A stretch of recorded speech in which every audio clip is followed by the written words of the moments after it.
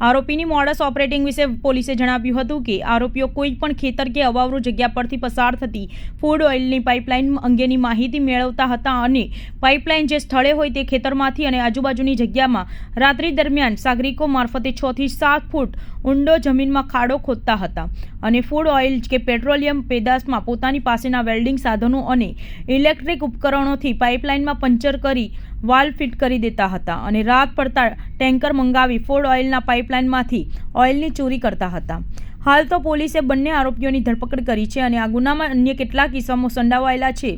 તે દિશામાં તપાસ શરૂ કરી છે। આપ બધા જાણો છો કે ગુજરાત એક પેટ્રોલિયમ હબ છે અને અહીંયા જેટલી મોટી રિફાઇનરી ચાહે હજીરામાં રિફાઇનરી હોય ચાહે જામનગરમાં હોય એનો રિફાઇન્ડ ઓઇલ પાઇપલાઇન મારફતે બીજા રાજ્યોમાં મોકલવામાં આવે છે અને આપનું કદાચ ખબર હોય કે ભૂતકાળમાં એટીએસ અને બીજા સિક્યુરિટી એજન્સીસ મોટા ગેંગ પકડ્યા છે જો પાઇપલાઇનમાં પંચર પાડીને ઓઇલની ચોરી કરતા હોય છે। એવી રીતે મારી ક્રાઇમ બ્રાન્ચમાં ડીસીપી રૂપલ મેડમ અને ડીસીપી રોજિયા સાહેબ અને એની ટીમનો એક માહિતી મળી હતી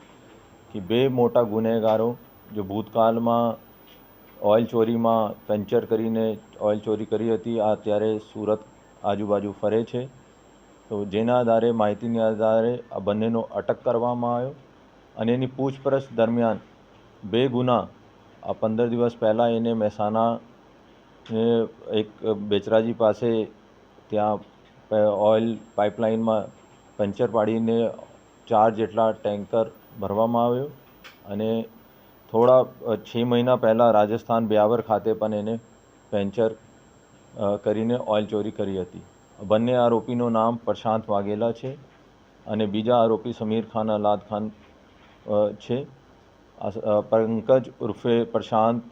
વાઘેલાની વિરુદ્ધમાં 21 જેટલા ગુના ભૂતકાળમાં છે અને સમીર ખાન અને અલાદ ખાનની વિરુદ્ધમાં 7 ગુના છે જેમાં મોટો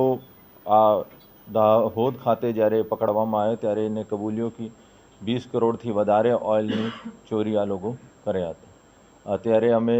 એના વધારે પૂછપરછ પણ ચાલુ છે અને મહેસાણા પોલીસ અને રાજસ્થાન પોલીસનો અમે સંપર્ક કરીએ છીએ અને આ લોકો અહીં આવીને આરોપીઓની કસ્ટડી અમારી પાસેથી મેળવશે।